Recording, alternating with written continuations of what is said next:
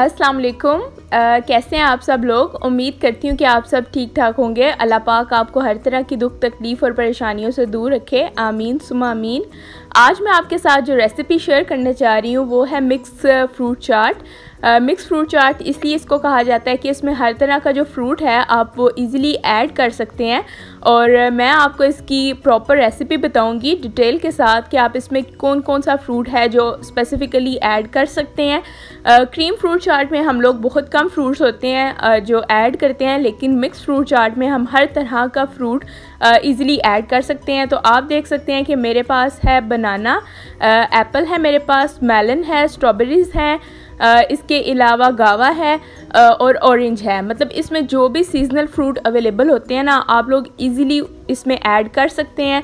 लेकिन जो creamy fruit चाट हम लोग बनाते हैं उसमें हम लोग बहुत स्पेसिफ़िक हो जाते हैं और बहुत कम फ्रूट्स यूज़ करते हैं, जो फ्रूट्स ज़्यादा जूस रिलीज़ नहीं करते, तो सिर्फ उन्हीं को हम क्रीमी फ्रूट चाट में यूज़ करते हैं। तो हमने सबसे पहले अपने फ्रूट्स की कटिंग स्टार्ट कर दी है। सबसे पहले मैं इसमें मेलन को कट कर रही हूँ।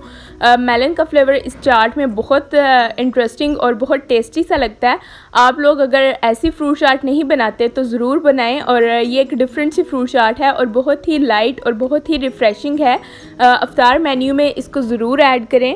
और अब मैंने इसमें ऑरेंजेस को कट करके ऐड किया है। ऑरेंज को आप स्क्वीज़ भी कर सकते हैं, लेकिन कट करने से इसका फ्लेवर ज़्यादा अच्छा आता है। अब जो इसमें मैं मसाले हैं वो ऐड करूँगी। सबसे पहले मैंने शुगर ले ली है पाउडर फॉर्म में, काली मिर्च है मेरे पास, चाट मसाला है और लेमन है। ठीक है, ये 4 इंग्रेडिएंट्स हैं जिससे ये फ्रूट चाट रेडी हो जाती है और ये बहुत ही लाइट और बहुत ही रिफ़्रेशिंग बनती है। आप ज़रूर मुझे कमेंट सेक्शन में बताइएगा कि आप लोग भी क्या ऐसी ही फ्रूट चाट बनाते हैं।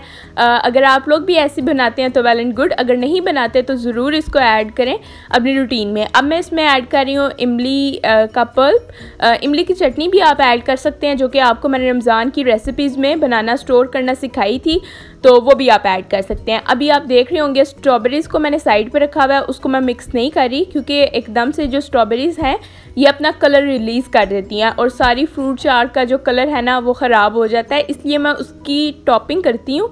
स्ट्रॉबेरीज़ को मैं मिक्स नहीं करती, मतलब मुझे जितनी भी स्ट्रॉबेरीज़ को ऐड करना होता है वो मैं टॉपिंग पे यूज़ कर लेती हूँ और फिर इसको फ्रिज में रख देती हूँ ठंडा होने के लिए। तब भी स्ट्रॉबेरीज़ अपना कलर रिलीज़ नहीं करती, लेकिन अगर हम लोग स्ट्रॉबेरीज़ को ऐड करके इसको अच्छे से मिक्स करेंगे तो फिर स्ट्रॉबेरीज़ अपना कलर रिलीज़ कर देंगी और आपकी जो चाट है उसका कलर बहुत ज़्यादा ख़राब हो जाएगा। तो आप भी इस रूल को ज़रूर फॉलो करें, स्ट्रॉबेरीज़ को हमेशा से टॉपिंग के लिए यूज़ किया करें। तो ये ऑलमोस्ट हमारी फ्रूट चाट रेडी हो चुकी है। आई होप आपको ये रेसिपी अच्छी लगी होगी। ये बहुत ही डिफरेंट सी रेसिपी है। आप मुझे बताइएगा कि आपको ये रेसिपी कैसी लगी। और इसके अलावा इफ्तार मेन्यू में मेरे पास और भी डिफरेंट सी आइटम्स थी जो कि हमने प्रिपेयर की। अब मैं आपको उनका भी एक ओवरव्यू दिखाती हूँ। इसके अलावा पापड़ी चाट थी, आलू चिकन का सालन था जो कि सहरी के लिए था, स्प्रिंग रोल और समोसे वही जो मैंने आपको फ्रीज़ करना स्टोर करना सिखाए थे, और इलायची वाला शरबत था। तो आई होप आपको मेरी आज की रेसिपी अच्छी लगी होगी, आपने इस वीडियो को एंजॉय किया होगा। अपना बहुत सारा ख्याल रखिए।